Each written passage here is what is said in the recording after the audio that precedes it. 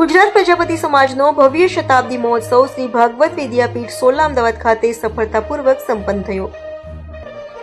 ગુજરાતના ઇતિહાસમાં પ્રથમ વખત પ્રજાપતિ સમાજ દ્વારા 100 વર્ષની ઉજવણી રૂપે શતાબ્દી મહોત્સવનું ભવ્ય આયોજન અમદાવાદ ખાતે ભવ્યતા સાથે યોજાયું હતું।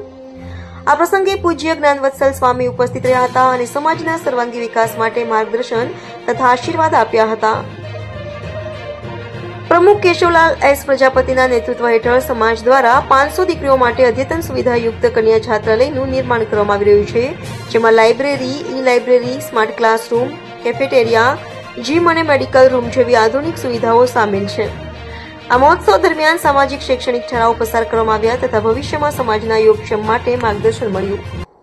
ગુજરાતના વિભિન્ન વિસ્તારોમાંથી લગભગ 15,000 પ્રજાપતિ સમાજના ભાઈઓ બહેનો ઉપસ્થિત રહ્યા હતા, જેને કાર્યક્રમને વિશાળ અને ભવ્ય બનાવ્યો। આ સમગ્ર કાર્યક્રમની સફળતા માટે પ્રમુખ કેશવલાલ એસ પ્રજાપતિ, વિજયભાઈ કે Prajapati, professor doctor Jayantibhai Prajapati, doctor વિધિ ઓઝા, વર્ષાબેન હારેજા, અરુણાબેન પ્રજાપતિ, વસંતભાઈ પ્રજાપતિ તથા સમગ્ર આયોજન સમિતિએ મહેનતપૂર્વક યોગદાન આપ્યું હતું।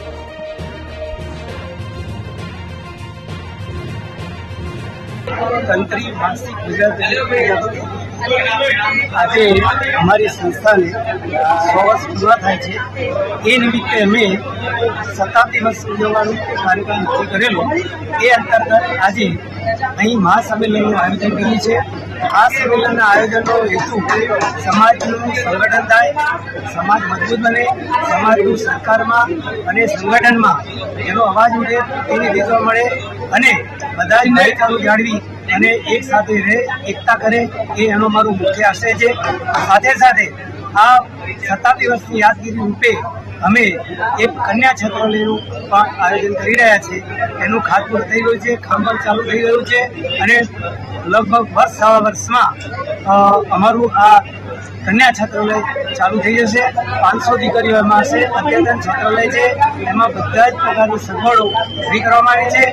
આ કન્યા છાત્રાલયમાં ખૂબ જ રાહત દરે બહેનોને એમાં પ્રવેશ મળશે અને બહુ જ આધુનિક રીતે આ છાત્રાલય તૈયાર કરવામાં આવ્યું છે। હું કાંતિભાઈ ઓઝા, ઉપપ્રમુખ ગુજરાત પ્રજાપતિ સમાજ અમદાવાદ।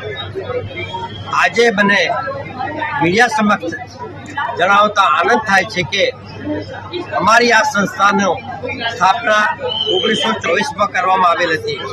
આજે આ સંસ્થાને 100 વર્ષ પૂર્ણ થાય છે। તે નિમિત્તે અમે શતાબ્દી મહોત્સવ ઉજવવા જઈ રહ્યા છીએ અને આખા ગુજરાતમાંથી દરેક ખૂણે ખૂણેથી અમારા સમાજના લોકો આજે પધારી રહ્યા છે। સાથે સાથે અમારા સમાજની દીકરીઓ માટે એક અદ્યતન હોસ્ટેલ એટલે કે બાળાઓને રહેવા માટે એક આધુનિક અને લગભગ ફ્રી